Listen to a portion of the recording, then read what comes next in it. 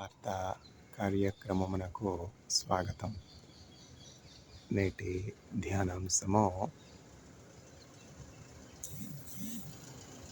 Fear, భయము.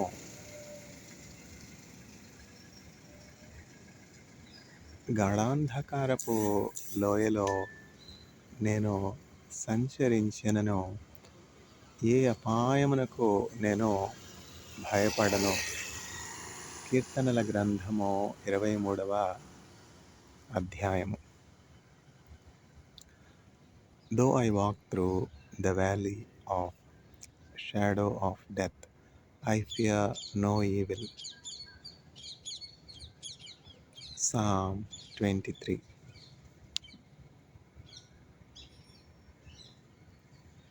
பயப்படதே நீ மனமே, நான் காத்திடுவேன் உன்னை தினமே. அற்புதங்கள் நான் செய்திடுவேன், அதிசயமாய் உன்னை நடத்திடுவேன். நான் உன்னை விட்டு விலகுவதில்லை, நான் உன்னை என்றும் கைவிடுவதில்லை.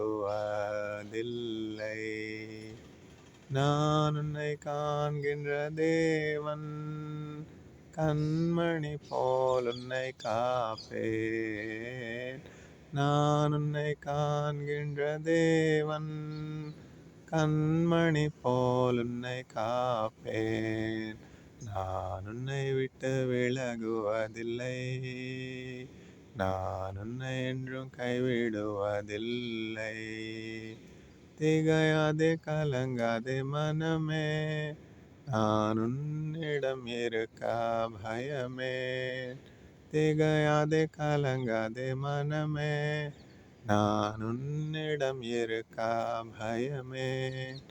அற்புதங்கள் நான் செய்திடுவேன், அதிசயமாய் உன்னை நடத்திடுவேன். நான் உன்னை விட்டு விலகுவதில்லை, நான் உன்னை என்றும் கைவிடுவதில்லை.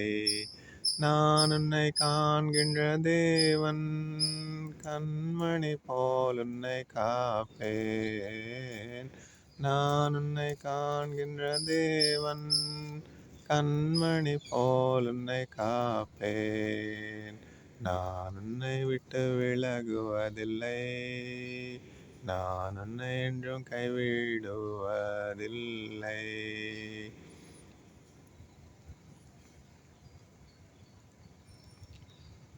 భయము, ఫియర్.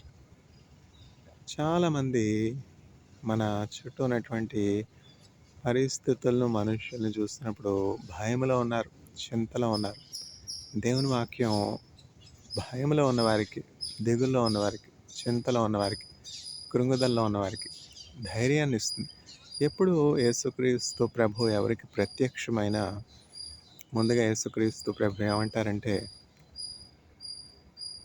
పీస్, ఫియర్ నాట్, మీకు సమాధానము కలుగును గాక అంటారు యేసుక్రీస్తు ప్రభు. భయపడకూడి అంటారు. యేసుక్రీస్తు ప్రభు ప్రత్యక్షమైనప్పుడు ఆయన శిష్యులు ఆయన చూసి భయపడిపోయేవారు, దేమో భూతం అనుకునేవారు. ఇప్పుడు దేవుడు ప్రత్యక్షం కావట్లేదు, మనుషులకి దెయ్యాలు ప్రత్యక్షం కావట్లేదు. ఏమీ చూడలేకపోతున్నారు, అంతే కదా. యేసుక్రీస్తు ప్రభు పునరుద్ధరణ అయినప్పుడు చక్కగా యేసుక్రీస్తు ప్రభు ఆయన శిష్యులకి కనపడ్డారు, ఆయన శిష్యులతో మాట్లాడారు. ఆయా కాలాల్లో యేసుక్రీస్తు ప్రభు ఆయన విశ్వాసులతో నేరుగా ముఖాముఖిగా మాట్లాడినటువంటి సందర్భాలు ఉన్నాయి. స్టెఫెను ఆకాశం తెరవబడుట, యేసుక్రీస్తు ప్రభు ఆయన సింహాసనం మీద నుంచి లేచి నిలవబడుట చూస్తున్నాడు. ఆకాశం తెరవబడ్డం ఏంటి అని మనం అనుకుంటాం. బైబిల్ గ్రంథంలో ఎన్నో వింతైనటువంటి విషయాలు ఉన్నాయి. బైబిల్ గ్రంథం చదివితే కదా, అసలు చదవడానికి టైం లేదు. ఏదో ఆడియో బైబిల్ రికార్డ్స్ ఎన్ని ఉన్నాయి, చక్కగా ఆడియో బైబిల్ రికార్డ్స్, చిన్న చిన్న వీడియోస్, 5 minutes 10 minutes, ఎక్కువ టైం కూడా లేదు. అనేక వాట్సాప్ మెసేజెస్ వస్తున్నాయి. ఒక వర్డ్ ఆఫ్ గాడ్, రోజుకొక వాక్యం నేర్చుకుంటే అది ఎంత ఆశీర్వాదం. దేవుని వాక్యం ఏంటంటే, ఇప్పుడు చూడండి, చాలా ఒక దైవజనులు, ఒక పాస్టర్ గారు ఏమని చెప్తారంటే, నేడు మనుషులు వారి దేహ సంరక్షణ బాగా చూసుకుంటున్నారు గానీ, వారి ఆత్మ సంరక్షణ, వారి ఆత్మ సంబంధమైనటువంటి పోషణ సరిగ్గా చూసుకొనట్లేదు అని జెప్పి ఒక పాస్టర్ గారు చెప్పారు. ఎందుకంటే మన ఆత్మను గురించినటువంటి జ్ఞానము, ధ్యాస మనం లేనటువంటి వారంగా ఉన్నాం. చాలా మట్టుకు సమయం మనం శరీరం కోసమే ఆలోచిస్తున్నాం. అంటే ఈ దేహం కోసం ఏ వస్త్రాలు ధరించుకొనాలి? ఈ దేహం కోసం ఏమి ఆహారం సిద్ధపరచుకోవాలి? ఏం ఆహారం భుజించాలి? కానీ దేవుని వాక్యం ఏం చెప్తుందంటే, "ఏమి తిందుమా? ఏమి త్రాగుదుమా? అని మీ దేహమును మీ ప్రాణం గూర్చైనను, ఏమి ధరించుకొందుమా అని మీ దేహమును గూర్చైనను చింతింపకుడి. ఇవన్నీ మీకు అవసరం అని మీ పరలోకమందున్నటువంటి మీ తండ్రికి తెలియను." చూసారా మన చింతలన్నిటికి కారణం ఏంటి? పర్సులో డబ్బులు లేవే, ఏటీఎంలో డబ్బులు లేవే, పిల్లలకి స్కూల్ ఫీజు కట్టాలి, హ్మ్, పుస్తకాలు కొనాలి, ఎన్నో చింతలు కదా! నీ భారం యెహోవ మీద మోపుమో సోదరా, నీ భారం యెహోవ మీద మోపుమో సోదరి. కష్టాల్లో ఉన్నటువంటి వారు, ఆపదలో ఉన్నటువంటి వారు, కన్నీటిలో ఉన్నటువంటి వారు అనేకులు దేవుని యొక్క శిష్యుల ద్వారా, దేవుని యొక్క పరిచారకుల ద్వారా, దేవుని ఆలయానికి అంటే చర్చికి నడిపించబడి, ఆ చర్చిలో దేవుని వాక్యాన్ని విని, దేవుని యొక్క మాటల ద్వారా విశ్వాసాన్ని పొందుకొని, ఆ మాటలను పట్టుకుని, ఆ వాగ్దానాలను పట్టుకుని ప్రార్థన చేసి, ఉద్యోగం లేనటువంటి వారు ఉద్యోగాలు, తర్వాత ఆరోగ్యం లేనటువంటి వారు ఆరోగ్యం, స్వస్థత లేనటువంటి వారు స్వస్థత. ఏ సహాయం మాకు అందదు అనుకున్నటువంటి వాళ్ళు చక్కని సహాయం. తర్వాత వివాహాల కొరకు ఎదురు చూస్తున్నటువంటి వారు వివాహాలు పొందుకొనుట, గర్భఫలం లేకుండా ఉన్నటువంటి వారు గర్భఫలం పొందుకొనుట, దీర్ఘకాల వ్యాధులతో బాధపడుతున్నటువంటి వారు చక్కని ఆరోగ్యం పొందుకున్నట్టు ఎన్ని ఎన్ని అద్భుతాలు. అంటే ఏంటంటే మానవులకి ఎన్ని రకాలైనటువంటి భయాలున్నాయని చెప్తున్నాను. వివాహానికి యుక్త వయసుకొచ్చినటువంటి పిల్లలున్నారు. ముఖ్యంగా ఆడపిల్లలు. ఇంకా వారికి వివాహం కాలేదు. 20 ఏళ్ళొచ్చేసాయి, 25 ఏళ్ళొచ్చేసాయి. ఇంకా అమ్మాయికి పెళ్లి కాలేదు. ఎంత కష్టం, ఎంత కష్టం. సరైనటువంటి సంబంధం దొరకట్లేదు. ఇంక 30 అయితే ఇంకా కష్టం. ఇంకా చాలా కష్టం. హ్మ్. తల్లిదండ్రికి భారమేం కాదు. చెట్టుకి కాయ భారమా? పండు భారమా? భారం కాదు. అయినా పక్కన వాళ్ళు, పక్కింటి వాళ్ళు అడుగుతారు, "మీ అమ్మాయికి ఏమి సంబంధం ఇంకా దొరకలేదా? మీ అమ్మాయికి ఇంకా ఆహ్, పెళ్లి కాలేదేంటి? పెళ్లి సంబంధం చూడలేదేంటి? పెళ్లి చేయలేదేంటి?" అని ఏంటంటే మనం ఒక సొసైటీలో ఉన్నాం గదా! ఈ సొసైటీ ఒక ట్రెడిషన్, ఒక కస్టమ్ ఫాలో అవుతుంది. అందుకని పేరెంట్స్‌కి ఎంత కష్టంగా ఉంటది. అయ్యో! పెళ్లి కాలేదే, ఇంకా పెళ్లి చేయలేదే. ఇట్లా చింతలు ఎన్ని రకాలుగా ఉంటాయని జెప్తున్నాను. ఇప్పుడు పీహెచ్‌డీ జేస్తున్నారు. చాలామంది స్కాలర్స్ పీహెచ్‌డీ జేస్తారు. పీహెచ్‌డీ అంటే journey from known to unknown అనమాట. అట్లాంటి పరిస్థితుల్లో ఎంతో కష్టమైనటువంటి, క్లిష్టమైనటువంటి ఫేజ్ అనమాట ఎడ్యుకేషన్‌లో. ఆ రీసెర్చ్ చేస్తున్నటువంటి రీసెర్చ్ స్కాలర్స్ చివరి స్టేజ్‌కొచ్చేటప్పుడు థీసిస్ కంపైల్ చేయాలి. ఆ థీసిస్ కంపైల్ చేయడం ఎంతో కష్టం. అదొక హెర్క్యూలియన్ టాస్క్. చాలామంది స్కాలర్స్ అక్కడ చాలా డిఫికల్టీని ఫేస్ చేస్తారనమాట. ముందుకు సాగలేనటువంటి పరిస్థితి. గైడ్ అయితే వాళ్ళకుండే సమస్యలు వాళ్ళకుంటాయి. వాళ్ళకుండే భారాలు వాళ్ళకుంటాయి. రీసెర్చ్ సూపర్వైజర్ ఫండ్స్, గ్రాంట్స్‌కి అప్లై చేయాలి. రీసెర్చ్ పేపర్స్ రాయాలి. తర్వాత అనేకమైనటువంటి కోర్సులు టీచ్ చేయాలి. ఆయనకుండే భారం ఆయనకుంటుంది. ఇప్పుడు ఆ స్టూడెంట్స్, ఆ స్కాలర్సు రీసెర్చ్ థీసిస్ కంప్లీట్ చేయలేక ఫిఫ్త్ ఇయర్ అయిపోయిందే, స్టైఫండ్ ఆగిపోతుంది. ఎంతమంది ఎన్ని రకాలైనటువంటి కష్టాలు ఉన్నారు. ఈ ఫేజెస్ అన్నింటి గుండా నేను వెళ్ళాను. తర్వాత యెహోవా ఉత్తముడు అని రుచి చూచి తెలుసుకున్నాను గనక నేను ఎఫెక్టివ్‌గా ప్రీచ్ చేయగలుగుతున్నాను. ఇప్పుడు 4 గాస్పెల్స్ ఉన్నాయి. 4 గాస్పెల్స్ ఎందుకు ఒకటి సరిపోదా? బైబిల్ గ్రంథంలో 4 పెట్టాలా? ఏ మత్తయి సువార్త సరిపోదా? అని మనం అనొచ్చు. ఏంటంటే మత్తయ్య రాసినట్లు మార్కు రాయలేడు. మార్కు రాసినట్లు లూకా రాయలేడు. లూకా రాసినట్లు యోహాను రాయలేడు. ఈ నలుగురు సువార్తికులు వారికి యేసుక్రీస్తు ప్రభువుతో ఉన్నటువంటి ప్రత్యక్షమైనటువంటి ఆ సంబంధాన్ని వాళ్ళ కనులారా చూచినటువంటి ఆ విషయాల్ని చక్కగా రాశారు. అయితే లూకా దగ్గరికి మనం వచ్చేటప్పటికి ఆయన గొప్ప ఫిజీషియన్ అయి ఉన్నాడు. ఫిజీషియన్ అంటే డాక్టర్ గారు. ఆయన పర్స్పెక్టివ్, ఆయన వివరించే పద్ధతి, ఆ పర్స్పెక్టివ్ భిన్నంగా ఉంటుంది. అట్లనే మనం యోహానుని తీసుకున్నట్లయితే, యోహాను యేసుక్రీస్తు ప్రభు యొక్క శిష్యులందరిలో కూడా చాలా చిన్నవాడై ఉన్నాడనమాట. యేసుక్రీస్తు ప్రభుతో యోహానుకు ఎంతో సన్నిహితమైనటువంటి సంబంధం ఉండేది. తర్వాత యోహాను యేసుక్రీస్తు ప్రభు ఎక్కడికెళ్తే అక్కడికి వెళ్ళేవాడు. ఆంతరంగిక శిష్యుల్లో ఒకడు. యేసుక్రీస్తు ప్రభు మీద ఆనుకుని ఉండేవాడు. ఒక చిన్న పిల్లవాడు తండ్రి దగ్గర ఎట్లా ఉంటాడో అట్లా యోహాను యేసుక్రీస్తు ప్రభుతో అన్యోన్యమైనటువంటి సహవాసం కలిగి ఉండుటను బట్టి ఏం జరిగింది అంటే, చక్కని మిగతా సువార్థికులు ఎవ్వరూ కూడా రాయలేనటువంటి మరుగైనటువంటి క్రొత్త విషయాలు అనేకం యోహాను తన యొక్క సువార్తలో రాశారనమాట. యోహాను సువార్తలో ఉన్నటువంటి 21 అధ్యాయాలు చదివితే మిగతా 3 సువార్తలు అంటే మత్తయి, మార్కు, లూకాలో ఉన్నటువంటి సువార్తలు మనం చదివితే ఆ వైవిధ్యం, ఆ వ్యత్యాసం, ఆ క్రొత్త విషయాలు ఆ ముందు 3 సువార్తల్లో లేనటువంటి అనేకమైనటువంటి విషయాలు మనం యోహాను సువార్తలో కనుగొనగలుగుతాం.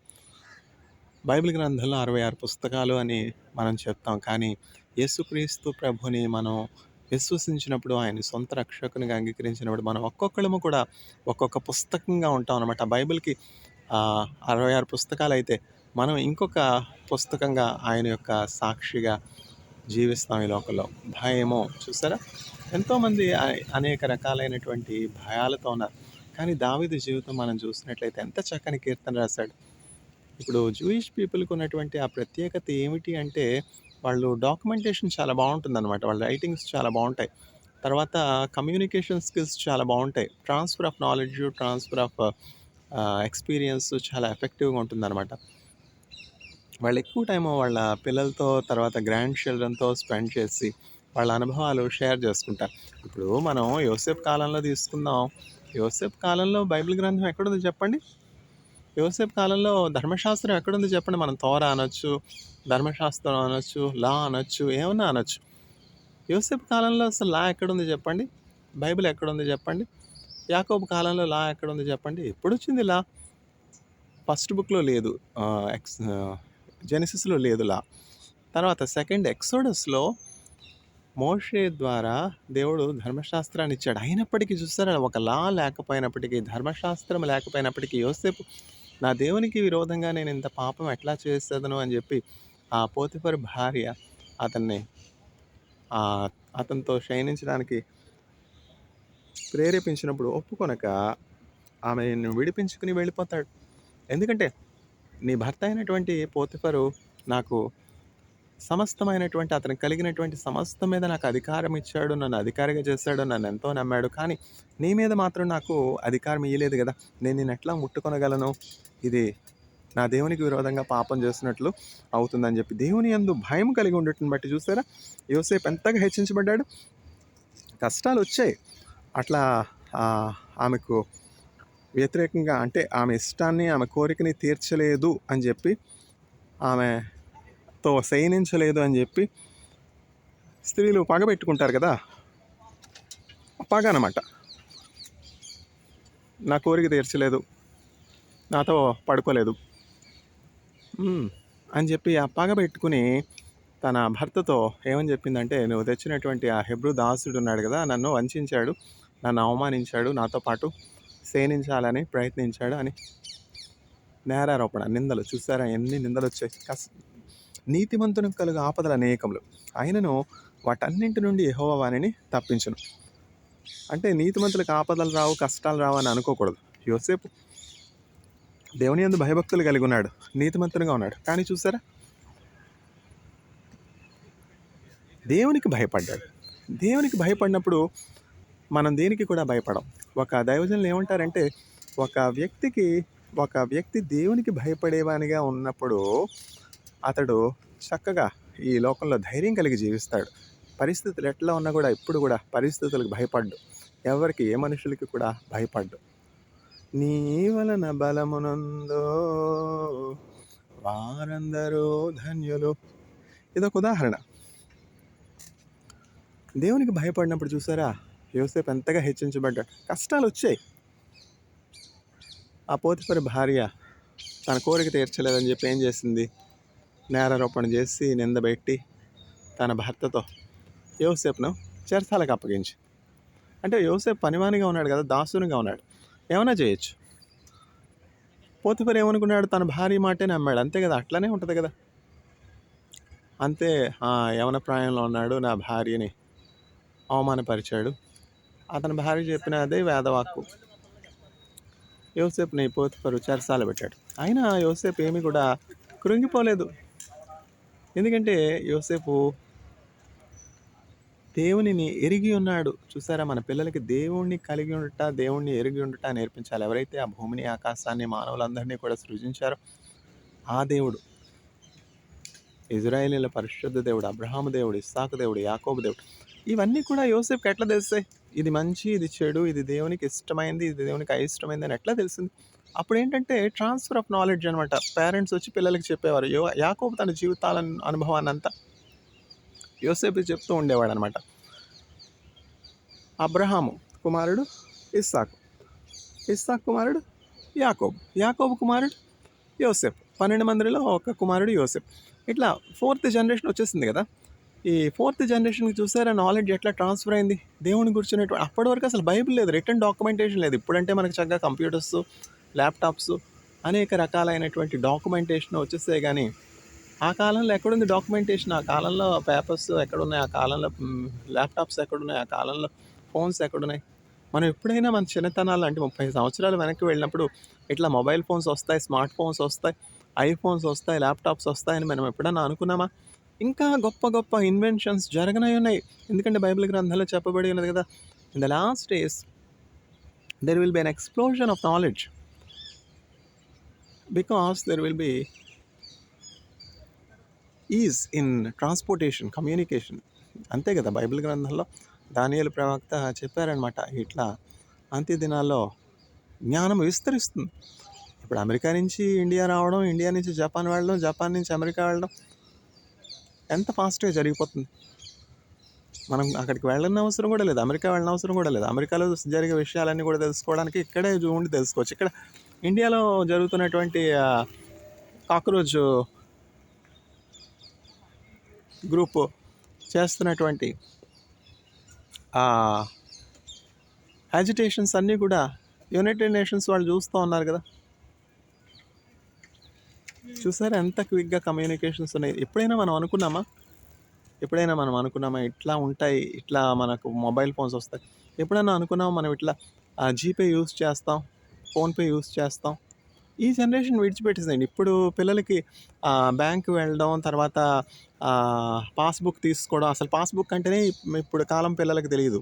పాస్బుక్ తీసుకోవడం, పాస్బుక్ తీసుకుని బ్యాంకుకి వెళ్ళి టోకెన్ తీసుకుని కూర్చోవడం, టెల్లర్ దగ్గర ఆ టోకెన్ తీసుకుని ఆ టెల్లర్లో బ్యాంక్ ఆఫీసర్ దగ్గరికి వెళ్ళి పాస్బుక్ ఇచ్చి ఆ లెడ్జర్ ఓపెన్ చేసి ఆ లెడ్జర్ బుక్లో మన పేరు ఎక్కడుంది, మన పేరుని ఖాతాలో ఎంత డబ్బు ఉంది అని చెప్పి ఆ విత్డ్రాయల్ స్లిప్ తీసుకుని ఆ విత్డ్రాయల్ స్లిప్ రాసి వెనకాతల సంతకం పెట్టి ఆ విత్డ్రాయల్ స్లిప్లో డబ్బులు విత్డ్రా చేయడం, ఇవన్నీ ఇన్ పర్సన్ కదా ట్రాన్సాక్షన్స్. ఈ ట్రాన్సాక్షన్స్ అన్నీ ఇప్పుడు పిల్లలకి ఏమైనా తెలుసో చెప్పండి? అంతా ఒక సెకండ్లో అయిపోతూ ఉంది కదా మనీ ట్రాన్సాక్షన్స్ అన్నీ. ఇది ఒక ఉదాహరణ మాత్రమే. ఎందుకంటే ఇట్లాంటి అడ్వాన్సెస్ చాలా చాలా ఇంకా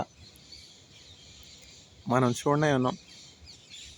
బైబిల్ గ్రంథంలో వీటన్నింటిని గురించి చెప్పబడి ఉన్నది. We are reading the lost chronicles of planet Earth. అందువల్ల రక్షకుడైనటువంటి యేసుక్రీస్తు ప్రభుని ప్రతి ఒక్కరూ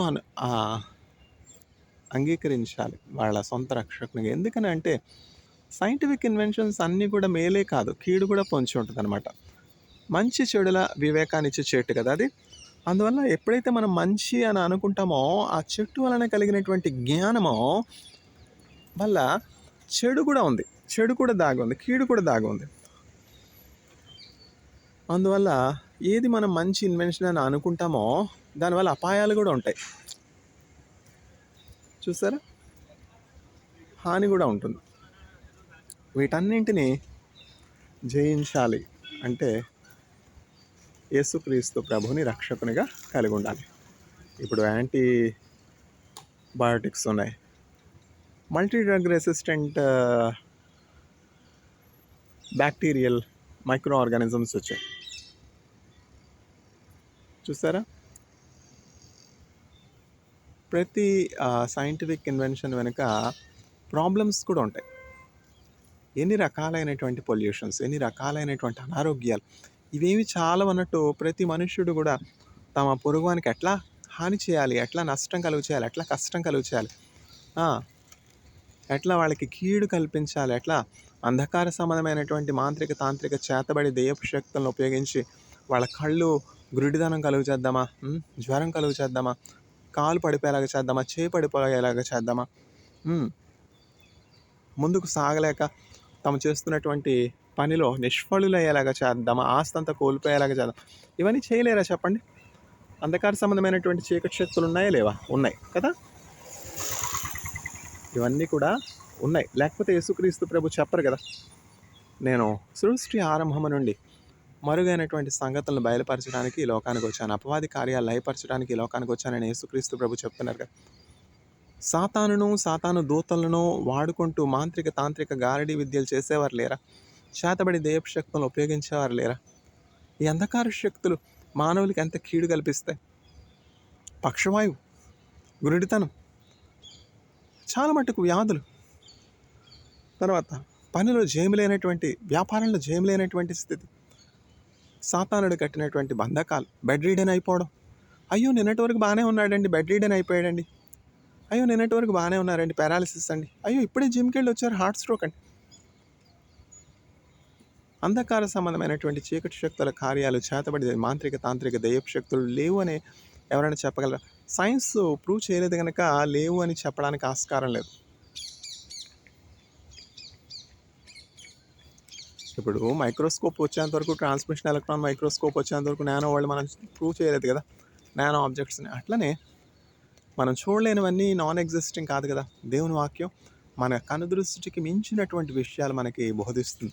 కాబట్టి మన జ్ఞానానికి మించి మనం చూడనటువంటి మానవాతీత శక్తులు, మానవులకి హాని కల్పించే శక్తులు, వీటన్నింటి నుంచి కాపుదల మనకి కావాలి అంటే మానవులకు మిత్రుడు అయినటువంటి యేసుక్రీస్తు ప్రభు రక్షకుడు, ఆ కవచం, ఆ కంచు కోట, ఆ కాపుదల, ఇమ్యూనిటీ, ప్రొటెక్షన్ ప్రతి మనుష్యుడు కూడా కలిగి ఉండాలి. అప్పుడు ఏ విధమైనటువంటి అంధకార సంబంధమైన చేతబడి దుష్ట శక్తులు, చీకటి శక్తులు, అంధకార సంబంధమైనటువంటి దెయ్యపు శక్తులు ఏమి కూడా యేసుక్రీస్తు ప్రభు నామంలో ప్రార్థించే వారి చెంతకు రావన్నమాట. రక్త కోటై కుళ్ళై నానుళందు విట్టే ఇని ఏదో అణగాదు. చూసారా? సాతానికి భయమైంది ఏంటంటే సిలువ. సాతానికి భయాన్ని కల్పించేది ఏంటంటే యేసుక్రీస్తు ప్రభు రక్తం. సాతానుడు ఓడిపోయింది ఎక్కడ అంటే సిలువలో. O grave, where is your victory? O death, where is your sting? ఎవరు అడిగారు? మరణము, ఓ మరణమా నీ ముళ్ళు ఎక్కడ? ఓ పాతాళమా నీ జయం ఎక్కడ? పాతాళాన్ని జయించారు. అంటే అంధకార సంబంధమైన చీకటి శక్తుల్ని, నరక శక్తుల్ని యేసుక్రీస్తు ప్రభు జయించారు. కాబట్టి ఈ లోకంలో మనం జయ జీవితం కలిగి ఉండాలంటే, అంధకార సంబంధమైన చీకటి శక్తులపై జయం కలిగి ఉండాలంటే, మనం చేస్తున్నటువంటి ప్రతి పనిలోనూ సాఫల్యం పొందుకోవాలంటే యేసుక్రీస్తు ప్రభుని కలిగి ఉండాలి. కీర్తన గ్రంథం 1వ అధ్యాయం చూడండి. అతడు చేయనిదంతయు సఫలమగును, అతడు నీటి కాలువల ఎవరైనా నాటబడినదే ఆకు వాడక తన కాలమందు ఫలమిచ్చి చెట్టు వలే నుండును. ఎవరు? దేవుని యందు, యేసుక్రీస్తు ప్రభునందు భయభక్తులు కలిగినటువంటి వారు. ఎప్పుడైతే మనం యేసుక్రీస్తు ప్రభుని కలిగి, ఆయన యందు భయభక్తులు కలిగి, ఆయన వాక్యం కలిగి ఉంటామో, మనం చేయనిదంతా కూడా సఫలమవుతుంది. యోసేపు ఫలించాడు, కొమ్మ అయిపోలా. యోసేపు ఎంతమందికి ఆశీర్వాదంగా అయ్యాడు. క్షామకాలంలో సైతం అనేకులకు ఆహారం పెట్టేవని ఉన్నాడు. తన కుటుంబం అందరికీ యోసేపు పోషకుడు అయిపోయినాడు. యోసేపు యొక్క 11 మంది సహోదరులు క్షామంలో ఉన్నారు, ఆకలితో ఉన్నారు. తన తండ్రి అయినటువంటి యాకోబు ఆకలితో ఉన్నాడు, కనువుపురితో ఉన్నాడు. అక్కడ కానాన్లో కరువు భారంగా ఉంది. ఎక్కడ మనకు ధాన్యం దొరుకుతుంది, ఎక్కడ మనకు ఆహారం దొరుకుతుంది అని యాకోబు ఎంక్వైరీ చేస్తున్నాడు. కానాన్ దేశంలో యాకోబు తన కుమారులతో చెప్తున్నాడు, ఐగుప్తులో ధాన్యం ఉన్నదని నేను విని ఉన్నాను, మీరు వెళ్ళి నేను రోకలు ఇస్తాను. డబ్బున్నా సరే అక్కడ ఆ ధాన్యం లేదు. క్షామం అంత విస్తారంగా ఉంది. కానాన్లోనే కాదు, ఆ చుట్టుప్రక్కల ప్రాంతాల్లో కూడా క్షామం చాలా ఎక్కువగా ఉంది. అయితే ఐగుప్తులో దేవుని మాటను బట్టి యోసేపు చేసినప్పుడు ఐగుప్తు దేశంలో మాత్రము ధాన్యం ఉన్నదనమాట. చుట్టూ క్షామం ఉన్న యాకోబు చెప్తా ఉన్నాడనమాట. యాకోబు తెలియదు తన 11వ కుమారుడైనటువంటి యోసేపు ఐగుప్తు దేశంలో రాజు తర్వాత రాజుగా ఉన్నాడు, ఉన్నతమైనటువంటి స్థితిలో ఉన్నాడు, ఇంకా సజీవుడిగా ఉన్నాడు అని తెలియదు. ఎందుకంటే అతని యొక్క 10 మంది పెద్ద కుమారులు, అంటే యోసేపు కంటే పెద్ద కుమారులు 10 మంది ఉన్నారు. ఆ 10 మంది ఏం చెప్పారంటే, నీ కుమారుడు అడవి మృగముల చేత తినివేయబడి ఉన్నాడు, అరణ్యంలో చనిపోయి ఉన్నాడు, అడవి మృగములు చీల్చి తినివేసి ఉన్నాయి. ఇదిగో ఈ వస్త్రము, రక్తముతో తడిసినటువంటి ఈ వస్త్రము ఎవరిదో చూడు. ఆ అంగీ ఎవరిచ్చారంటే, ఆ అంగీ యోసేపుకు తన తండ్రి అయినటువంటి యాకోబు బహూకరించాడు. శ్రేష్టమైనటువంటి వస్తువులు యాకోబు యోసేపుకి ఇవ్వటాన్ని బట్టి యాకోబు యొక్క అన్నలు అతనిపై అసూయ కలిగి ఉన్నారు. ఈ కలలు కనేవాడు వస్తున్నాడు, వీడిని పట్టుకుని చంపుదాం, వీడి కళలు ఏమవుతాయి చూద్దాం అని యోసేపు యొక్క 9 మంది అన్నలు, అప్పుడు రూబేను వాళ్ళతో కూడా లేడు, ఆ 9 మంది అన్నలు దురపాయం పన్ని కొట్టి గోతులు పడేశారు. కొట్టి గోతులు పడేస్తే మనకేం వస్తుంది? ఇతన్ని ఆ ఇష్మాయిలీలు వస్తున్నారు, వ్యాపారస్తులు వస్తూ ఉన్నారు కదా, ఆ వ్యాపారస్తులకి మనం ఏం చేద్దామంటే వీనిని అమ్మివేద్దాం అని చెప్పి ఆ నిలువుటంగి యాకోబు తన 11వ కుమారుడైనటువంటి యోసేపుకి ఇచ్చినటువంటి ఆ నిలువుటంగిని తీసివేసి ఒక అడవి మృగాన్ని చంపి ఆ అడవి మృగం యొక్క రక్తాన్ని ఆ వస్త్రం మీద పోసి తమ తండ్రి అయినటువంటి యాకోబుకి ప్లాన్ చూసారా? అబద్ధాలు. ఇది ఒక సినిమా, చక్కని సినిమాయే అవుతుంది, ఒక సినిమా కథలాగా ఉంది కదా, చూసారా? ఒక ప్లాన్డ్ మర్డర్ అనమాట.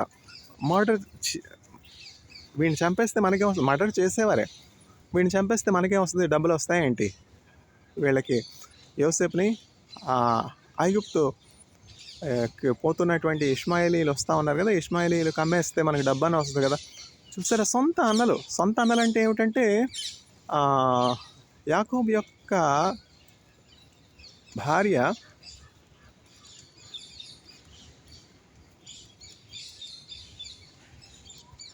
రాహేలు యొక్క దాసి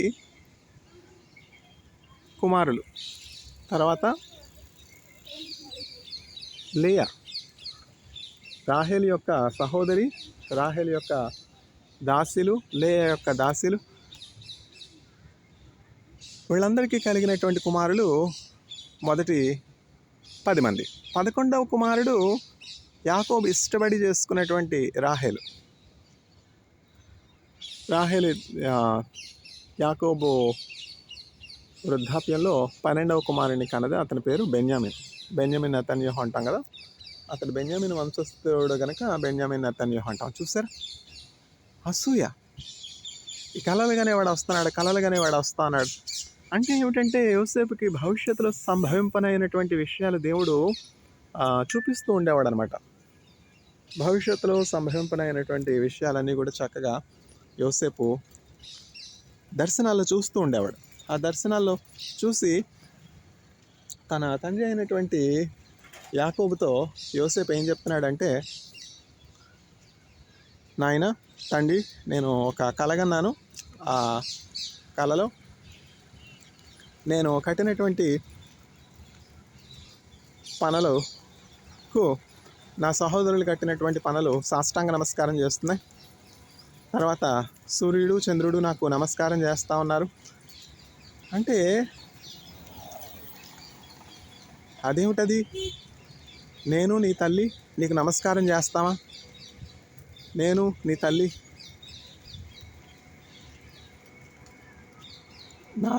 నాకంటే నీ తల్లి కంటే నువ్వు గొప్పవాడు అవుతావా? నీ సహోదరుల కంటే నువ్వు గొప్పవాడు అవుతావా అని యోసేపు ఎంతో ఆశ్చర్యపోయాడు. అంటే యోసేపు అట్లా చిన్నతనం నుంచి దేవుడు ప్రత్యక్షతలు ఇచ్చేవాడు అనమాట. తన సహోదరులు కట్టినటువంటి పనులు, యోసేపు కట్టినటువంటి పనులకు సాగిలపడ్డం, ఇవన్నీ వివరించినప్పుడు యాకోబు ఎంతో ఆశ్చర్యపోయాడు. ఇవి నిజంగా జరుగుతాయా? వాస్తవమా? ఏమిటి నువ్వు చెప్తున్నటువంటి మాటలు ఏమిటి? ఆ కళ భావం యాకోబుకి అర్థమైంది. అర్థం కాక కాదు. అయితే ఇది వాస్తవమేనా? ఇదేమిటి అంత గొప్పవాడివవుతావు నువ్వు? యాకోబు ఎప్పుడు ఊహించలా. యాకోబు ఎప్పుడు కూడా తన 12 మంది కుమారుల్లో యోసేపు ఒక ప్రత్యేకమైనటువంటి వానిగా, దేవుని చేత అభిషేకింపబడినటువంటి వానిగా, ఐగుప్తు దేశమంతటా కూడా రాజు తర్వాత రాజు అంతటి వాడు అవుతాడు. చూసారా, నిజం నెరవేరిందిగా. యాకోబుకు తన కుమారులు వచ్చి చెప్తారన్నమాట, నీ కుమారుడైనటువంటి యోసేపు మరణించలేదు, ఇప్పుడు ఐగుప్తు దేశంలో సజీవునిగా ఉన్నాడు, రాజంతటా రాజుగా ఉన్నాడు. అతడు ఇప్పుడు దారిద్ర్యంలో, క్షామంలో ఉన్నటువంటి వారందరికీ కూడా ధాన్యాన్ని ఇస్తూ ఉన్నాడు. మేము వెళ్ళి ధాన్యాన్ని కొనాలి అని చూసినప్పుడు అతడు మమ్మల్ని గుర్తుపట్టాడు. మేము అతను గుర్తుపట్టలేం, కానీ అతడు మమ్మల్ని గుర్తుపట్టి, మీ తండ్రి సజీవునిగా ఉన్నాడా, మీ తండ్రి క్షేమంగా ఉన్నాడా, ఎట్లా ఉన్నాడు, ఎక్కడున్నాడు, ఏమిటి అని అడిగాడు. మా తండ్రి సజీవునిగా ఉన్నాడు, క్షేమంగా ఉన్నాడు అని చెప్పాము. అతడు మీ తండ్రిని తీసుకుని రండి ఇక్కడికి అని చెప్పాడు. ఇవిగో ఆ కుమారుడైనటువంటి నీ కుమారుడైనటువంటి యోసేపు నీ కొరకు పంపినటువంటి రథాలు, నీ కొరకు పంపినటువంటి ఆహారం, ధాన్యం, ఆహార పదార్థాలన్నీ అని చెప్పి ఇచ్చినప్పుడు యాకోబు ప్రాణం ఉజ్జీవింపబడింది. యాకోబు ప్రాణం తెప్పరిల్లింది. ఇంకా నా కుమారుడు సజీవునిగా ఉన్నాడా? అవును నాయన, మేము తప్పిదం చేసాం, నీతో అబద్ధం చెప్పాం, మేము అతన్ని ఇష్మాయేలీలకు అమ్మేశాం, ఐగుప్తు పోచున్నటువంటి ఇష్మాయేలీలకు అమ్మేశాం, మేము అతడు చనిపోయి ఉంటాడు అని అనుకున్నాం, కానీ ఇప్పుడు ఐగుప్తులోనే ఒక గొప్ప వ్యక్తిగా ఉన్నాడు అని చెప్పి యాకోబుకి చెప్పినప్పుడు యాకోబు ఎంతగానో సంతోషించి వెంటనే తన కుమారుడు యోసేపు పంపించినటువంటి రథము ఎక్కి ఐగుప్తు వెళ్తాడు. 70 మందిగా వెళ్తాడు. అంటే యాకోబు యొక్క 11 మంది సంతానం, అతని యొక్క కోడళ్ళు, తర్వాత మనవలు, మనవరాండ్రు అందరూ కలిసి ఇంచుమించు 70 మంది ఆ క్షామం నుంచి తప్పించుకోవడానికి అనమాట. కానానంత క్షామం వచ్చింది కదా, చూసారా. అప్పుడు యోసేపు చెప్తాడు, మీరు నా కొరకైతే కీడు యోచించారు, నాకు హాని చేయాలని మీరు అనుకున్నారు, కానీ తన సహోదరులతో దేవుడు మీ ప్రాణాలని రక్షించడానికి, మీ అందరినీ కూడా కాపాడడానికి ఈ క్షామకాలమందు మీకు నన్ను రక్షకునిగా నియమించాడు, చూసారా. అందువల్ల మీరేం బాధపడకండి, నాకు కీడు చేశానని, హాని చేశానని, నన్ను అమ్మేశానని నా కోసం మీరేం బాధపడకండి. మీరు నాకు కీడే యోచించారు, కానీ ఆ దేవుడు, అబ్రహాము దేవుడు, ఇస్సాకు దేవుడు, యాకోబు దేవుడు, నా పితరుల దేవుడు ఆ కీడుని మేలుగా మార్చాడు కదా. అంత మాత్రం కాదు, ఇట్లా నేను 13 సంవత్సరాల చెరసాల్లో కూడా ఉన్నాను. నా యజమానుడైనటువంటి పోతిఫరు, అతని యొక్క భార్య పెట్టినటువంటి ఆ నిందలను బట్టి నన్ను చెరసాలకు అప్పగించాడు. 13 సంవత్సరాలు నేను చెరసాల్లో ఉన్నాను. చెరసాల నుంచి ఆశ్చర్యకరంగా దేవుడు నన్ను విడిపించి ఇంత ఉన్నతమైనటువంటి స్థితికి హెచ్చించాడు. చూసారా, ఒక ప్రిజనర్ ఏమిటి, సింహాసనాన్ని అధిష్ఠించడం ఏమిటి, దేవుడి కార్యాలు అంత గొప్పగా ఉంటాయి. కాబట్టి భయపడకూడదు. ఎప్పుడు కూడా క్యాన్సర్ వ్యాధితో బాధపడుతున్నారా, పేదరికంలో ఉన్నారా, నిరుద్యోగంలో ఉన్నారా, కష్టంలో ఉన్నారా, కన్నీటిలో ఉన్నారా, చింతలో ఉన్నారా, అధైర్యపడకండి, కృంగిపోకండి. మిమ్మల్ని సృజించినటువంటి దేవుడు ఉన్నారు కదా, ఆ దేవుని తట్టు చూస్తూ యేసుక్రీస్తు ప్రభు నామంలో మీ ప్రతి అవసరత కొరకు ప్రార్థన చేయండి. దేవుడు ప్రార్థన ఆలకించేవాడు, ప్రార్థనకు జవాబు ఇచ్చేవాడు. ప్రార్థన ద్వారా ఎన్ని అద్భుతాలు. ఆ ప్రార్థన ద్వారా ఏమవుతాయి, మంత్రాలకు చింతకాయలు రాలుతాయా అని మనం అనుకుంటాం. చూసారా, ఇప్పుడు వైర్లెస్ ఫోన్ ఎట్లా ఉన్నాయి చెప్పండి. వాట్సాప్ ఇక్కడ నేను మెసేజ్ చేస్తే ఎక్కడో వెళ్ళట్లా మెసేజ్. మనుషులకి ఇన్ని కమ్యూనికేషన్స్ ఉంటే మనుషులకి దేవునికి మధ్య కమ్యూనికేషన్ ఉండదా? ఆ జ్ఞానం మనం కలిగి ఉండాలి. దేవుడు వింటూ ఉన్నాడు మన ప్రార్థన, దేవుడు ఉన్నాడు అని నమ్మాలి కదా. దేవుని యందు విశ్వాసం లేకపోతే ఆ ప్రార్థన ఫలిస్తుందా? విశ్వాస సహితమైనటువంటి ప్రార్థన రోగిని స్వస్థపరచును అని దేవుని వాక్యం చెప్తుంది. విశ్వాసంతో ప్రార్థన చేయాలి. వినడాన్ని బట్టి వాక్యాన్ని వినగా, ఇప్పుడు తినగా వేమో తీయగుండు సాధనమున పనులు సమకూడు ధరలోన అనగననగా రాగం అతిశయలుచునుండే కదా. వినగా విశ్వాసం కలుగుతుంది. తినగా అంట వేపాకు కూడా తీపిగా ఉంటుందంట. అదేమిటో వేపాకు నేను తినలేదులేండి. అనగననగా రాగం అతిశయలుచును, అంతే కదా. ప్రాక్టీస్ చేస్తేనే, సాధన చేస్తేనే కదా ఏ రాగమైనా వచ్చేది. అనగననగా రాగం అతిశయలుచునుడు తినగవేమో తీయగుండు సాధనమున పనులు సమకూడు ధరలోన. అట్లనే వినగా విశ్వాసం కలుగుతుంది. ఏం వినాలి? లోక సంబంధమైన వార్తల విషయాల కాదు, వాక్యం, దేవుని వాక్యం. ఇప్పుడు యోసేపు గురించి ఎంతమందికి తెలుసు చెప్పండి? మనం ఏమన్నా అమెరికాలో ఉన్నామా? ఇప్పుడు అమెరికా క్రిస్టియన్ కంట్రీ అనుకుంటాం, యూకే క్రిస్టియన్ కంట్రీ అనుకుంటాం. నిజంగా చెప్పాలంటే ఇప్పుడు America is no more a Christian country. UK is no more a Christian country. అక్కడ ఎంతమంది క్రిస్టియన్స్ ఉన్నారు? చర్చ్ గోయింగ్ క్రిస్టియన్స్ ఎంతమంది ఉన్నారంటే చాలా తక్కువనే చెప్పుకోవాలి. చాలా మారిపోయాయి. మనం పూర్వకాలంలో ఉన్నట్లు కాదు. పూర్వకాలం ఏంటంటే అమెరికా దేశం, యూకే దేశం చాలామంది గ్రేట్ మిషనరీస్ని ప్రొడ్యూస్ చేసి, డేవిడ్ లివింగ్స్టన్, మోడీ, తర్వాత విలియం కేరీ, తర్వాత జార్జ్ ముల్లర్, జాన్ వెస్లీ, ఇంకా చెప్పుకుంటా పోతే మల్టిట్యూడ్స్ ఆఫ్ మిషనరీస్. అట్లాంటి మిషనరీస్ని ప్రొడ్యూస్ చేసే కంట్రీస్గా ఉన్నాయి అమెరికా కానీ యూకే కానీ. అందుకని అమెరికా యూకే అంతగా అభివృద్ధి చెంది ఇప్పుడే ఉంది చెప్పండి.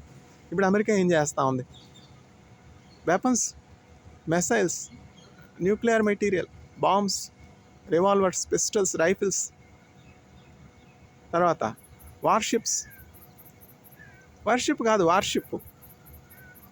ఎందుకని? నాశనమునకు ముందు గర్వము నడుచు.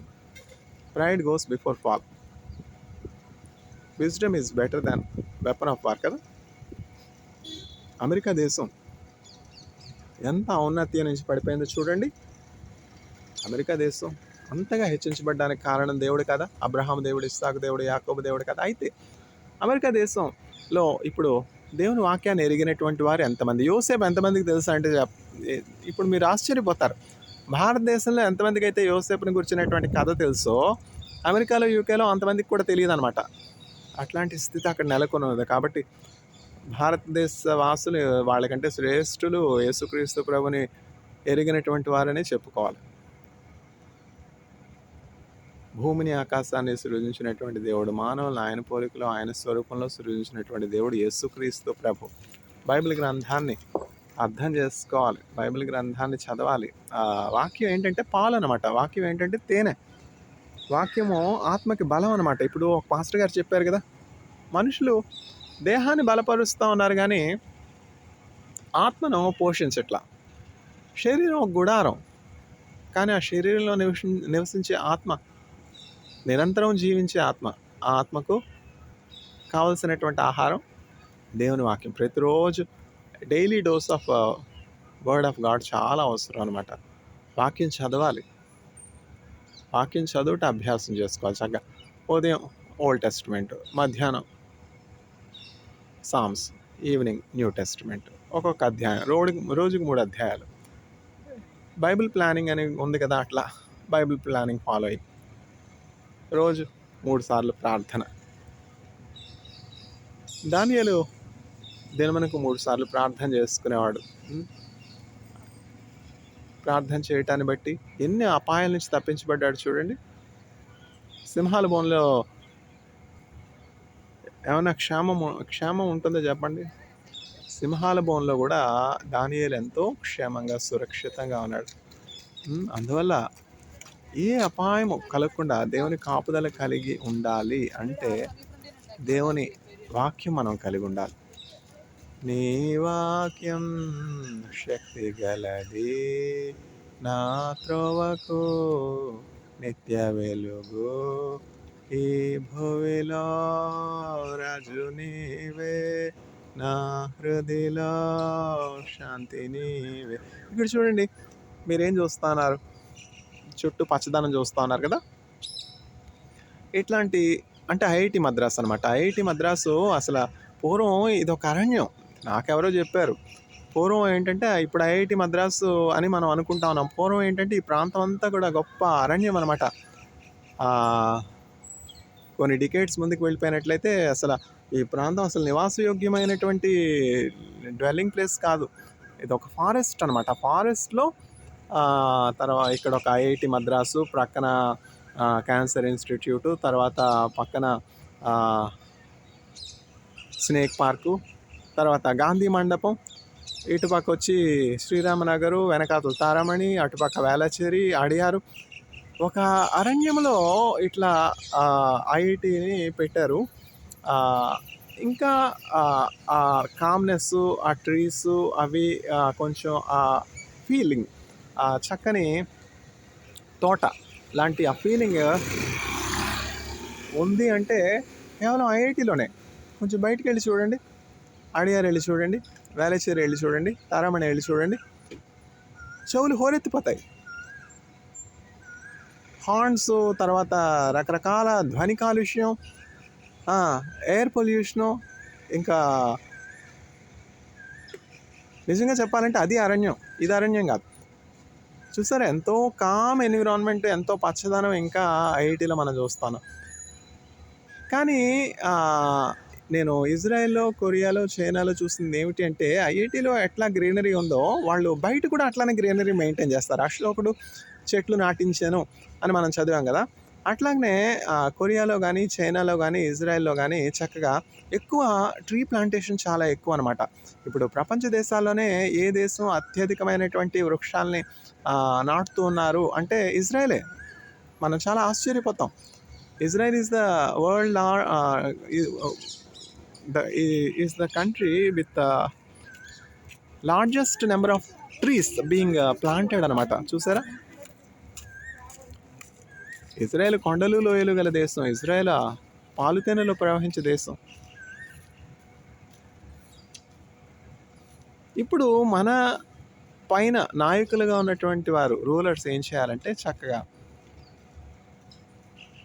బయట ప్రాంతాలు కూడా ఐఐటీలో ఎట్లా ఈ గ్రీనరీ మెయింటైన్ చేస్తూ ఉన్నారో ఈ చక్కని ఫుడ్ స్టెప్స్ ఐఐటీ ప్రొఫెసర్స్ని అడిగి ఒక చక్కని ప్యానెల్ ఫామ్ చేసి గ్రీన్ జోన్స్ ప్యానెల్ అని చెప్పి, లేకపోతే ఇంకో పేరు పెట్టుకొని చక్కగా చెన్నై అంతా కూడా పార్క్స్, తర్వాత గార్డెన్స్ చక్కగా ప్లాంట్ చేయాలన్నమాట. ఇప్పుడు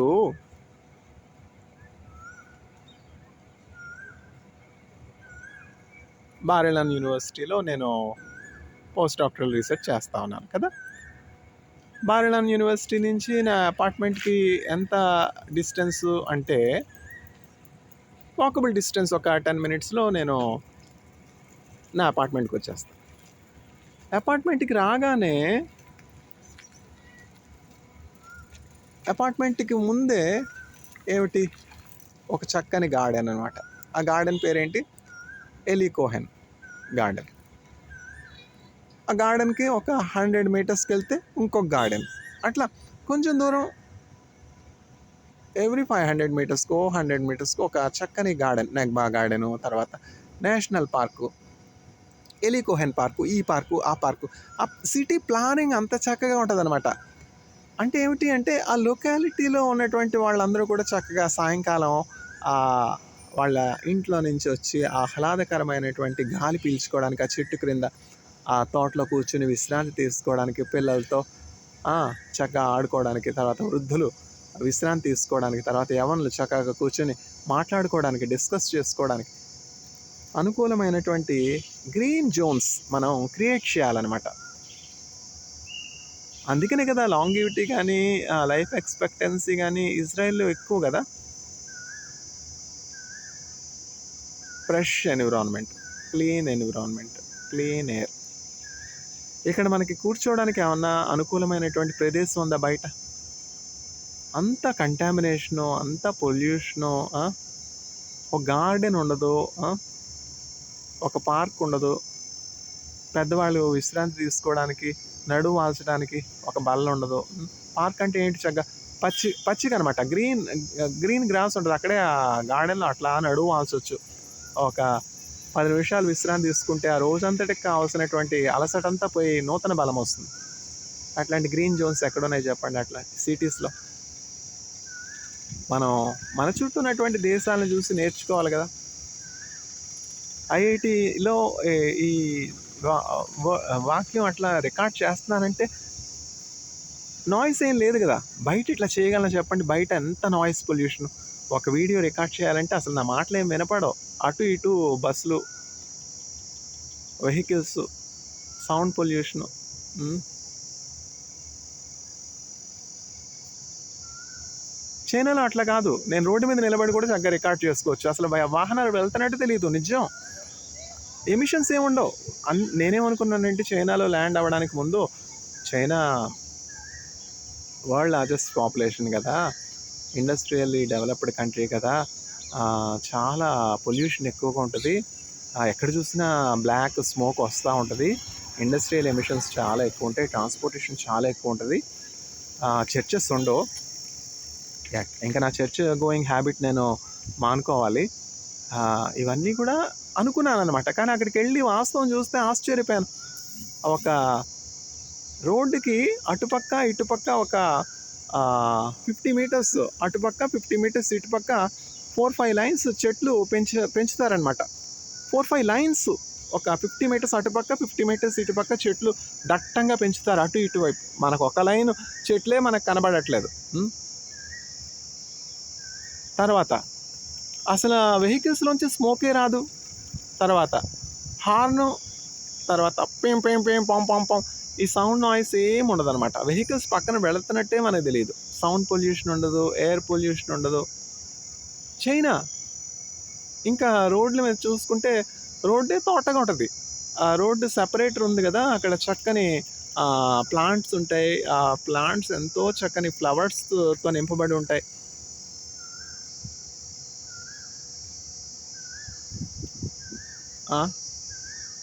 ఎంతో మనం నేర్చుకోవలసి ఉంది. ఇండియాలో మనం ఎందుకు అవి చూడలేకపోతున్నాం? ఆ క్లీన్లీనెస్ ఎందుకు చూడలేకపోతున్నాం? ఇతరులని పాయింట్అవుట్ చేయడం చాలా సులువు. మోదీ గారు చేయట్లేదు, పలానా వాళ్ళు చేయట్లేదు, జోసెఫ్ విజయ్ గారు చేయట్లేదు, శివకుమార్ గారు చేయట్లేదు అనడం చాలా సులువు. కానీ వాళ్ళు ఎన్నని చేయగలరు, ఏమని చేయగలరు? ఒక దైవజనులు ఇట్లా చెప్తారనమాట. గొప్ప గొప్ప పాలిటీషియన్స్, లీడర్స్ వాళ్ళకి కలిగినటువంటి ధనంతో, వాళ్ళకి కలిగినటువంటి అధికారంతో, వాళ్ళకి కలిగినటువంటి బలముతో చేయలేనటువంటి కార్యాలు కేవలము ఒక ప్రార్థనాపరుడు యేసుక్రీస్తు ప్రభు నామంలో తన ప్రార్థన గదిలో మోకరించి ప్రార్థన చేసినప్పుడు చేయగలుగుతాడు. నిజమే కదా! మదర్ తెరిసా గారికి ఏముంది చెప్పండి? మదర్ తెరిసా గారు కేవలం యేసుక్రీస్తు ప్రభు నామంలో ప్రార్థన చేసేవారు. ఎప్పుడైతే ఆవిడ మిషనరీస్ ఆఫ్ చారిటీ ప్రారంభించారో కోల్కతాలో ఉన్నటువంటి పోలీస్ ఆఫీసర్స్, తర్వాత మున్సిపాలిటీ వర్కర్స్ అందరూ కూడా ఆవిడని ఎంతగానో అప్రిషియేట్ చేశారు. వాళ్ళందరూ చేయలేనటువంటి పని ఆవిడ సిస్టర్స్ ఆఫ్ చారిటీని, బ్రదర్స్ ఆఫ్ చారిటీని, మిషనరీస్ ఆఫ్ చారిటీని తీసుకుని ఆ స్ట్రీట్స్ అన్ని క్లీన్ చేయడం మొదలుపెట్టారు. ఆ స్ట్రీట్స్లో లెపర్స్ను, తర్వాత అబాండాన్డ్ చిల్డ్రన్ను, తర్వాత సిక్ పీపుల్ను, డయింగ్ డెస్టిట్యూట్ వాళ్ళందరినీ కూడా ఓల్డ్ ఏజ్ హోమ్స్ పెట్టారు, నిర్మల్ శిశుభవన్ పెట్టారు, చిల్డ్రన్ హోమ్ పెట్టారు. నేను చెప్పేది ఏంటి అంటే చిత్తశుద్ధి ఉండాలి, ప్రేమ ఉండాలి. ఆ ప్రేమ మనకి ఎట్లా వస్తుందంటే ముందు మనం దేవుణ్ణి ప్రేమించినప్పుడు, యేసుక్రీస్తు ప్రభువుని ప్రేమించినప్పుడు ఇతరులను ప్రేమించగలిగిన మనస్సు మనకు వస్తున్నప్పుడు మన పొరుగువారి గురించి మనం ఆలోచిస్తాం. అయ్యో వీళ్ళు సరైనటువంటి వెంటిలేషన్ లేనటువంటి ఇంట్లో కష్టపడుతున్నారే, పాపం వీళ్ళు భోజనం చేయలేదే చాలా రోజుల నుంచి, పాపం వీళ్ళకి ఉద్యోగం లేదే, వీళ్ళు ఎంతో పేదరికంలో ఉన్నారే, వస్త్రహీనులుగా ఉన్నారే, వీళ్ళకి నేను ఏమన్నా చేయాలి, వీళ్ళకి నేను ఏమైనా ఉపకారం చేయాలి. మన చుట్టూ ఉన్నటువంటి మనుష్యుల యొక్క అవసరాలను గురించినటువంటి సెన్సిటివిటీ, వాళ్ళ యొక్క కష్టాలను గురించినటువంటి సెన్సిటివిటీ, లోన్లీనెస్లో ఉన్నారే, అయ్యో ఈవిడికి భర్త పోయినాడే, విధవరాలుగా ఉంది, ఈవిడికి ఎవరు లేరే, ఒంటరితనంలో ఉంది, అయ్యో బలహీనంగా ఉంది, ఈవిడి అనారోగ్యంతో ఉంది, ఈవిడిని హాస్పిటల్కి తీసుకుని వెళ్ళాలి, ఈవిడికి కావాల్సినటువంటి మెడిసిన్స్ ఇవ్వాలి. అయ్యో ఈ సహోదరుడు మంచిగా చదువుకున్నాడే, జాబ్ అయితే లేదే, నేను ఇతని కొరకు ఏదైనా జాబ్ చూడాలి. చూసారా ఎన్ని విధాలుగా? ఒక చెట్టు చూడండి, మన ఇంట్లో ఒక ములగ చెట్టు ఉంది పెరట్లో. ఆ ములగ చెట్లు ఎన్ని కాయలు ఇస్తాయి, ఎన్ని ములక్కాళ్ళు వస్తాయి?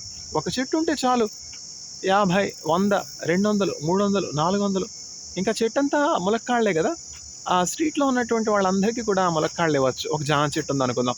ఒక జామ చెట్టు ఉంటే అందులో 50 పళ్ళు, 60 పళ్ళు, 100 పళ్ళు ఇంకా స్ట్రీట్‌లో అందరికీ కూడా మనం పంచిపెట్టొచ్చు. విరివిగా కాసే చెట్టు. అట్లా కొబ్బరి చెట్టు ఉంది. ఇంక కొబ్బరి చెట్లు అన్ని భాగాలు పనికొచ్చేవే. హ్మ్. గల్ల గల్ల గల్ల గల్ల దింపుకొని ఆ! అనేకులకి మనం ఆశీర్వాదంగా ఉండులాగున దేవుడు మనల్ని అట్లాగా ఆశీర్వాదంగా చేస్తాడు. ఒక్క మదర్ తెరీసా గారు, ఒక్క మహాత్మా గాంధీ గారు చూసారా? ఎంతోమంది ఫ్రీడమ్ ఫైటర్స్ ఉన్నారు. ఎంతోమంది first war of independence, second war of independence ఎంతోమంది అనేకమైనటువంటి పోరాటాలు చేశారు. బ్యాటిల్స్ చేశారు. వాళ్ళెవ్వరూ కూడా సాధించలేనటువంటి ఇండిపెండెన్స్ మహాత్మా గాంధీ గారు ఎట్లా సాధించారు? Non violence. Just Mahatma Gandhi followed the footsteps of Jesus Christ. Non violence, అహింస. అహింస పరమో ధర్మః.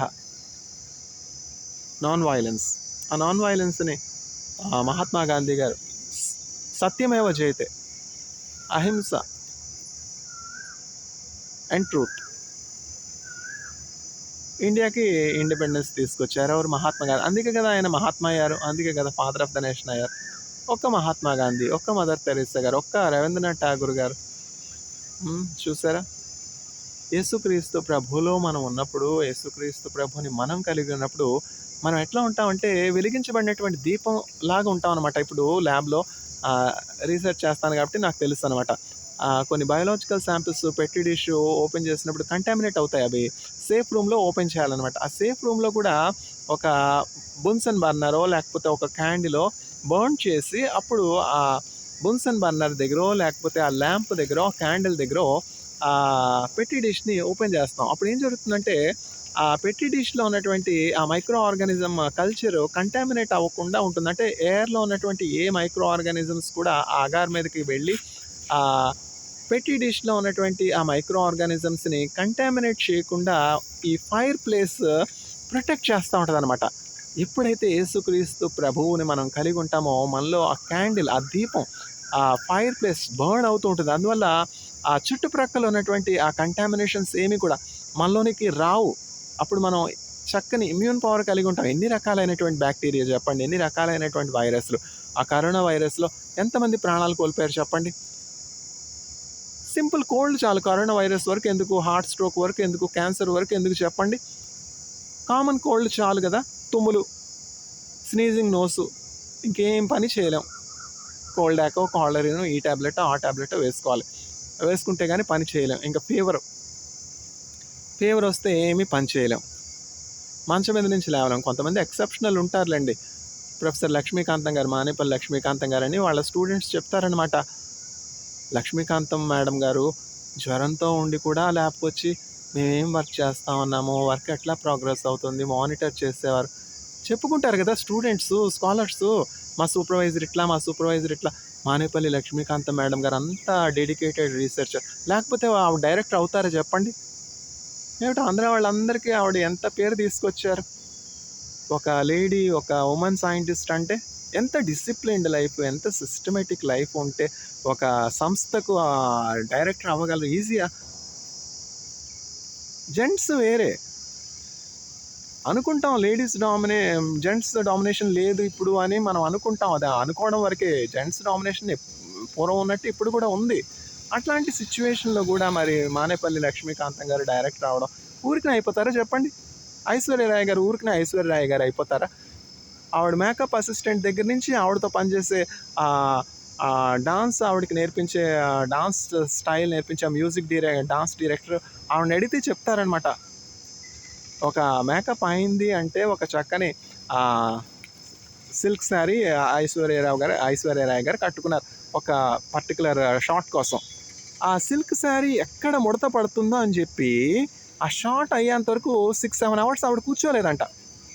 సెట్‌లో కూర్చోకుండా ఆ సిల్క్ శారీ ఆహ్, కాంచీ కంచీపురం శారీయో ఏదో silk sari, south Indian silk sari. ఆ షాట్ పూర్తయ్యేంత వరకు ఆ సిల్క్ శారీ ఆవిడ కూర్చుంటే ఎక్కడ నలిగిపోతుందో ఆ చీర, ఆ ముడత నలిగిపోయినటువంటి ముడత ఆ ఫిల్మ్‌లో, ఆ షాట్‌లో, ఆ కెమెరాలో కనబడుతుందని చెప్పి ఐశ్వర్య రాయ్ గారు అంత 6 అవర్స్, 7 అవర్స్ ఆవిడ అట్లా నిలబడే ఉన్నారంట ఆ షాట్ అయ్యేంత వరకు. ఏమిటిది? ఐశ్వర్యరావు గారు ఊరికనే ఐశ్వర్య రాయ్ గారు అయిపోతారా? ఐశ్వర్య రాయ్ గారు అంత డిసిప్లిన్డ్ కలిగి ఉంటే ఇంకా ఆవిడ గురించి చెప్పుకోవాలంటే చాలా ఉంది. ఒక్క హెయిర్ కూడా హెయిర్ డ్రెస్సర్ ఆవిడ హెయిర్ పిన్ ఒకటి బయటకు కనబడితే ఒప్పుకోరంట ఐశ్వర్య రాయ్ గారు. ఈ హెయిర్ పిన్ ఎందుకు బయటకు కనబడుతుంది? హెయిర్ పిన్ కూడా కవర్ అంత కేర్ తీసుకుంటారు. మనం అనుకుంటాం వాళ్ళకి క్రోడ్స్ ఆఫ్ రూపీస్ రెమ్యూనరేషన్ వస్తుంది అని మనం అనుకుంటాం. వాళ్ళంతా డెడికేటెడ్గా ఉండబట్టే కదా వాళ్ళంత ఐశ్వర్యవంతులయ్యారు. శ్రద్ధ కలిగి పనిచేవారు ఐశ్వర్యవంతులు అవుతారు. మనం ఏ పని అయినా కూడా మనకు దేవుడు ఇచ్చినటువంటి చిన్న పనిలో మనం నమ్మకస్తులముగొండి, మనకి దేవుడు ఇచ్చినటువంటి ఆ పనిలో నమ్మకంగా పనిచేస్తున్నప్పుడు, శ్రద్ధ కలిగి చేస్తా ఉన్నప్పుడు దేవుడు మనకు కూడా ఐశ్వర్యం ఇస్తాడు. డైరెక్టర్గా ఉండి ఆవిడ వచ్చి ల్యాబ్కి జ్వరంతో, ఆవిడ హై ఫీవర్తో ఉండి ఆ ఫీవర్లో వచ్చి వర్క్ ఎట్లా జరుగుతుంది, వర్క్ ప్రోగ్రెస్ ఏమిటి, పేపర్ ఎంతవరకు వచ్చింది అన్నీ అడుగుతారు అన్న. లక్ష్మీకాంతం మేడం గారు అంతా చాలా డెడికేట్. నాకు ఈ విషయాలన్నీ ఎట్లా తెలుసు?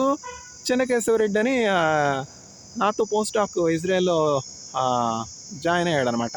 నేను ఇజ్రాయెల్ వెళ్ళిన తర్వాత ఇజ్రాయెల్లో ప్రొఫెసర్ గారి పేరు ఏంటో మర్చిపోయాను, ఆల్ఫ్రెడ్ ఏదో వస్తుంది ఆయన పేరు. చాలా సంవత్సరాలు అయింది కదా, 2016లో ఇజ్రాయెల్ నుంచి వచ్చేస్తాను కదా. మంచి ఆర్గానిక్ కెమిస్టు. ఆయన దగ్గర చెన్నకేశవరెడ్డి అని పోస్ట్ డాక్. ఎక్కడి నుంచి వచ్చాడు ఆయన? హైదరాబాద్ నుంచి వచ్చాడు. ఎక్కడ? హైదరాబాద్లో ఐఐసిటీ హైదరాబాద్.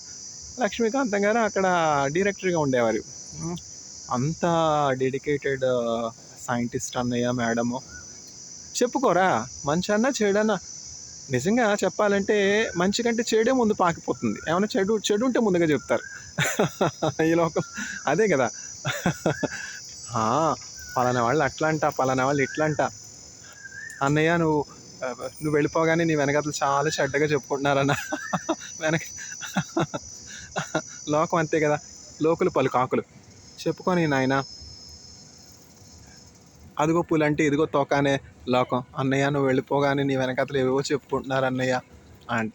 చెప్పుకొని నాయన, పడ్డవాళ్ళు ఎప్పుడు చెడ్డవాళ్ళు కాదు కదా. ఎందుకని? ఏముంటాయి గాసిప్పు, అదిగో పులంటే ఇదిగో తోక. ఆ ప్రేమ ఉండబట్టే కదా. అన్నయ్య నువ్వు వెళ్ళిపోగానే నీ మీద ఏదో చెప్పుకుంటున్నారు. చెప్పుకొని నాయన, వాళ్ళకి సంతోషం అయితే అంతకంటే ఏం కావాలి? నా తల వెంట్రుకలో ఒక తల వెంట్రుక నడిచిపోతుందా, ఒక తల వెంట్రుక నల్లగా అయిపోతుందా?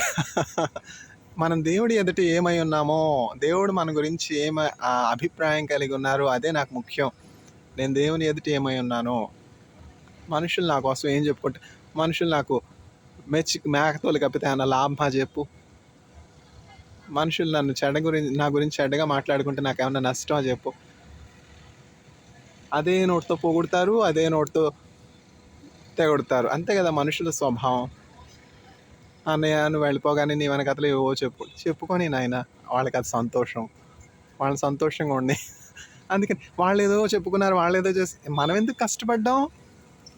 మనం దేవుని దృష్టిలో ఏమై ఉన్నాం, అదొకటి. నా గురించి ఎవరేమనుకుంటున్నారు. బ్లడ్ ప్రెషరు, దేవుని కృపను బట్టి ఈ రోగాలు ఏమి నాకు లేవు. ఎందుకంటే దేవునితో మనం ఏ సంబంధం కలిగి ఉన్నాం, ప్రార్థనా వాక్యం కలిగి ఉన్నప్పుడు ఏ రోగాలు మన అంటావు. ఎన్ని రోగాలు, low BP, indigestion, cold, fever, ఇంకా లిస్ట్కి అంతమే లేదు. ఈ చెప్పుకునే వాళ్ళందరికీ ఆద్యం పోసేది ఎవరంటే బయట వాళ్ళు కదా. అసలు వాళ్ళు చెప్పుకోవడానికి కారణం ఏంటి? ఇంట్లో వాళ్ళే కదా. ఇంట్లో ఉన్నటువంటి శత్రువుని ఈశ్వరుడు కూడా పట్టలేడు. మన ఇంట్లో వాళ్ళు సరైన వాళ్ళు అయితే బయట వాళ్ళు మన గురించి చెడుగా ఎందుకు చెప్పుకుంటారు? మన ఇంట్లో వాళ్ళు ఇచ్చినటువంటి ఆద్యమే కదా. అట్లా ఉంటాయి. ఏమిటంటే దిద్దుబాటు అసహ్యం కదా, దిద్దకూడదు. అయినా నాకు నోటి దొరత కొంచెం ఎక్కువ కదా, అందుకే నీ వెనకాతల చెడు మాటలని. ఏదేమైనా సరే మనం దేవుని ఎదుట ఎట్లా ఉన్నాం అది మనకి చాలు. దేవుడు మనకి ఇచ్చినటువంటి ఆ వాక్య జ్ఞానం బట్టి జీవించాలి. అదే కదా యేసుక్రీస్తు ప్రభు చెప్తున్నారు, వాక్యాన్ని బోధించేవారు గొప్పవారు కాదు కానీ వాక్యాన్ని అనుసరించి జీవించి బోధించేవారు గొప్పవారు అని చెప్పి యేసుక్రీస్తు ప్రభు చెప్తున్నారు. కాబట్టి వాక్యసారం ఏంటి? భయపడొద్దు. భయపడి ఏం చేస్తారు? భయపడి మీ పొడుగు పెంచుకుంటారా? పుట్టివాళ్ళు అయిపోతారా? మీ తల వెంట్రుకలో ఒకటి తెల్లగా చేసుకుంటారా, లేకపోతే నల్లగా చేసుకుంటారా? చేత కాదుగా. ఆ రంగు వేసుకుంటాం. రంగు వేసుకుంటే అందరూ అడుగుతారు, మీ తలకి రంగు వేసారా, తలకి రంగు వేసారా? ఏ రంగు లేదు, ఎందుకంటే నాకు చింత లేదుగా. నా చింతలన్నీ యేసుక్రీస్తు ప్రభు మీద మోపాను కనుక నాకు ఏ చింత లేదు కనుక 45 ఏళ్ళైనా నా తలనెరవదు. బ్లడ్ ప్రెషర్ లేదు, ఏమిటి డయాబెటీస్ లేదు, ఏ అనారోగ్యం లేదు, అన్నీ నార్మల్, మంచి రిపోర్ట్స్, హెల్త్, ఫిజికలీ ఫిట్. అట్లా ఉంటాయి. యేసుక్రీస్తు ప్రభుని నమ్ముకున్న వాళ్ళు అట్లా అన్నింట్లో ఫిట్గా ఉంటారు. బ్లడ్ అన్నీ సరిపాళ్లలో ఉంటుంది. హిమోగ్లోబిన్ ఏమన్నా టెస్ట్ చేసుకోండి, బ్లడ్ క్వాలిటీస్, ఎందుకంటే ఆయన పరిశుద్ధ రక్తం కదా మనలో ప్రవహించేది. కాబట్టి మీ చింత యావత్తు ఆయన మీద వేయడి. Though I walk through the valley of shadow of death, I fear no evil, for thou art with me, thy rod and thy staff, they comfort me. గడాంధకారపు లోయలో నేను సంచరించి నేను ఏ అపాయమునకు భయపడను, ఏలయనగా నీవు నాకు తోడై ఉన్నావు, నీ దండము నీ దుడ్డుకర నన్ను ఆదరించు. దేవుడు తన వాక్యమును ఆశీర్వదించి వినివారికి విశ్వాసము కలుగు చేయనుగాక. ఆమేన్.